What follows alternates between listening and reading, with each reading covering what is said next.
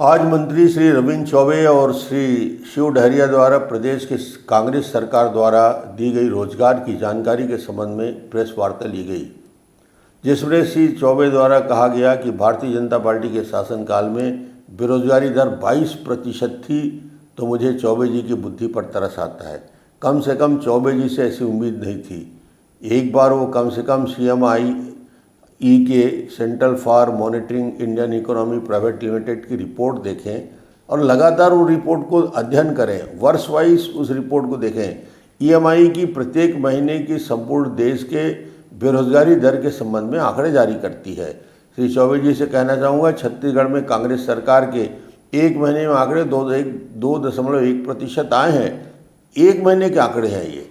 इसके पहले EMI ने जो आंकड़े जारी किए हैं उसको तुलनात्मक अध्ययन तो कर लेते चौबे जी। मैं आपको बताना चाहूँगा कि भारतीय जनता पार्टी के शासनकाल के 3 साल के आंकड़े मैं निकाल के दे रहा हूँ और कांग्रेस शासनकाल के 3 साल के आंकड़े से उसकी तुलना की जा सकती है।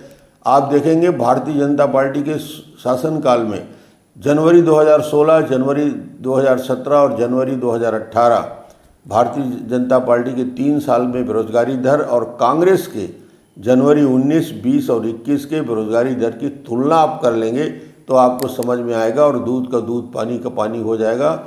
भारतीय जनता पार्टी के जनवरी 2016 में बेरोजगारी दर 3.47 रहा, वही जनवरी 2017 में 4.1 रहा और जनवरी 2018 में 2.67 रहा। ये भारतीय जनता पार्टी के शासनकाल के 3 साल का आंकड़े है।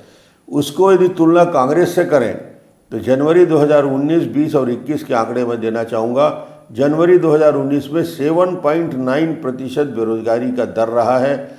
2020 जनवरी में 3.7 का रहा है और जनवरी 2021 में 6.4% का ये बेरोजगारी का दर रहा है। इन सारे आंकड़ों को देखते हुए मैं यही कह सकता हूँ कि आज पूरे के पूरे छत्तीसगढ़ में नवयुवकों को ठगा जा रहा है और 5 लाख की नौकरी की लिस्ट जिस प्रकार बना के दी गई उसको देखकर यही कह सकता हूँ, तुम्हारी फाइलों में गांव का मौसम गुलाबी है मगर ये आंकड़े झूठे हैं, ये दावा किताबी है।